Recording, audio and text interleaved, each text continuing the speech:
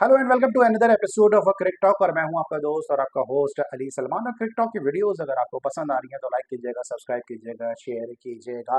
2-3 दिन से वीडियो नहीं डाली, लेकिन कोई बात नहीं, मैंने सोचा आज एक दफ़ा फिर अपने दर्शकों से, अपने व्यूवर्स से, अपने दोस्तों से एक दफ़ा फिर जो है वो मुलाकात करते हैं।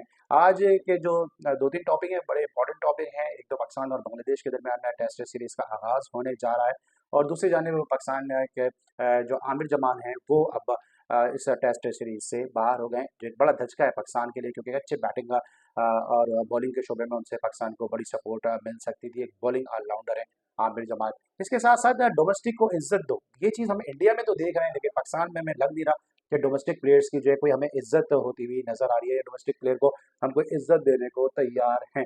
इसके अलावा मोहसिन मोहसिन नकवी साहब जो है चेयरमैन पाकिस्तान क्रिकेट बोर्ड, इन्होंने जो है वो बीसीसीआई का काम जो है वो बहुत ज़्यादा आसान कर दिया है।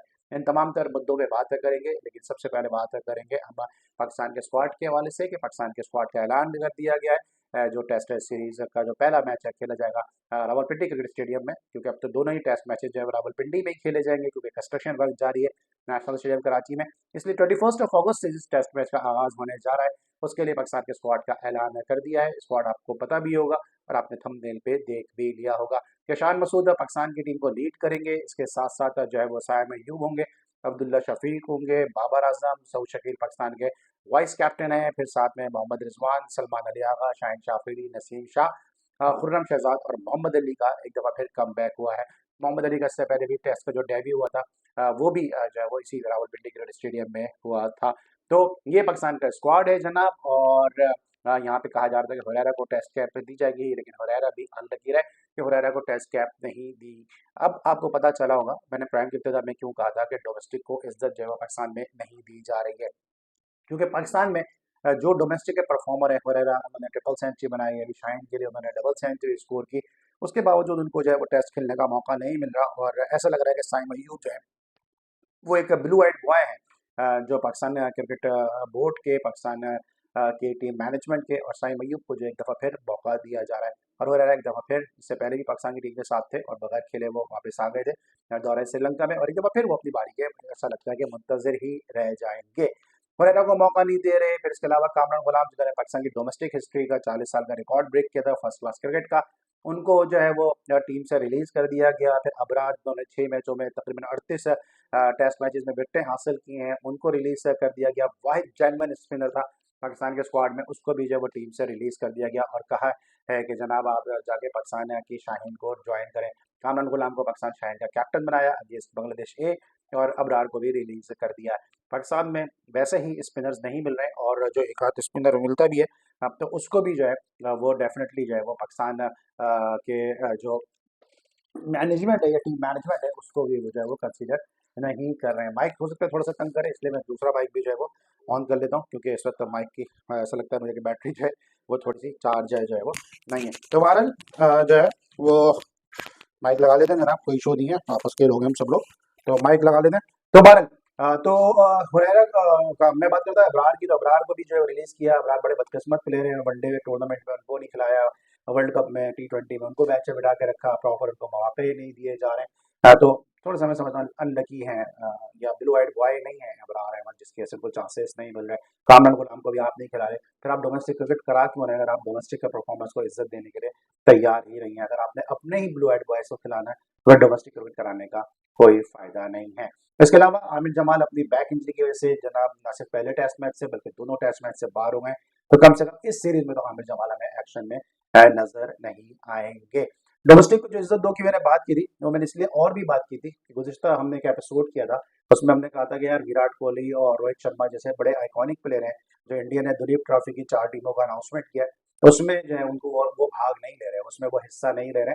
तो ठीक है वो नहीं खेले, लेकिन उनकी ड्रेसिंग रूम में जो मौजूदगी है वो जो है यंगस्टर्स को और जूनियर प्लेयर को मोटिवेट करेगी, उनके खेल में एक सुधार निखार पैदा करेगी। तो अगर 5-4 3-4 मैचेस है तो एक आध मैच में जो है तो उनको जरूर जो है वो खेलना चाहिए, ताकि इससे जूनियर्स को जो है वो एक अच्छा मैसेज मिले, एक अच्छी सीख मिले, और ये होना चाहिए था, लेकिन बहरहाल नहीं है। लेकिन दूसरी तरफ एक अच्छा फैसला जो किया, जो मुझे एक अच्छी चीज़ लगी है भारतीय क्रिकेट बोर्ड की, वो ये लगी है जनाब कि उन्होंने मुशीर अहमद जैसे यंगस्टर को शामिल किया है दुलीप ट्रॉफी में, और वो अपने भाई सरफराज मुशीर खान इनफैक्ट है, और वो अपने भाई सरफराज खान के साथ जो है वो जो दिलीप ट्रॉफी में शिरकत करेंगे।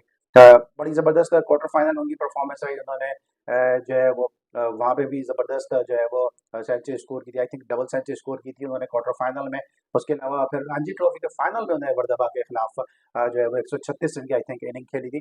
तो अच्छा एक है कि अंडर 19 के प्लेयर को आप चांस दे रहे हैं और डोमेस्टिक को आप इज्जत दे रहे हैं और डोमेस्टिक ना यंगस्टर को लेकर आ रहे हैं। तो ये बीसीसीआई का विजन है जो फिर आगे चल के हमें रोहित शर्मा और जो है वो जो विराट कोहली और इसके अलावा जायसवाल जैसे प्लेयर सामने लेकर आते हैं, शुभमन गिल जैसे प्लेयर आते हैं, तो स्टेप बाय स्टेप वो प्लेयर को ग्रूम करते हैं।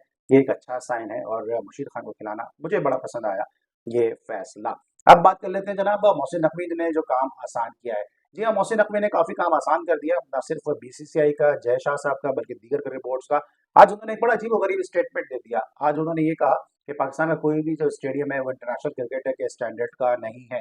तो बतौर चेयरमैन पीसीबी जब आप खुद ये बात कर रहे हैं कि पाकिस्तान में कोई भी स्टेडियम जो इंटरनेशनल स्टैंडर्ड का नहीं है, तो फिर दीगर टीमें पाकिस्तान आगे क्यों खेलें? सबसे बड़ा सवालिया निशान यह है कि अगर आप ये बात महसूस कर भी रहे हैं कि पाकिस्तान में कोई भी स्टेडियम जो है वो इंटरनेशनल क्रिकेट के स्टैंडर्ड का नहीं है, तो आपको कहने की जरूरत नहीं थी, क्योंकि आप चेयरमैन पीसीबी हैं, आप पाकिस्तान के वजीर दाखिला हैं, इंटीरियर मिनिस्टर हैं। आप अपने तौर पे जो आप स्टेडियम का काम कर रहे हैं वो आप करते रहते हैं, ये स्टेटमेंट देने की जरूरत नहीं थी, क्योंकि आपके इस स्टेटमेंट से जो है वो बीसीसीआई का काम बहुत आसान हो गया, जय शाह का काम आसान हो गया, दीगर बोर्ड जो पाकिस्तान आने से थोड़ा रिलक्टेंट है, पाकिस्तान नहीं आना चाहते, उनका काम आसान हो गया। फिर चेयरमैन क्रिकेट बोर्ड खुद ये कह रहा है कि हमारे स्टेडियम जो इंटरनेशनल स्टैंडर्ड के नहीं है, एक भी स्टेडियम पाकिस्तान में इंटरनेशनल स्टैंडर्ड का नहीं है, तो फिर जो है हम क्यों पाकिस्तान जाए?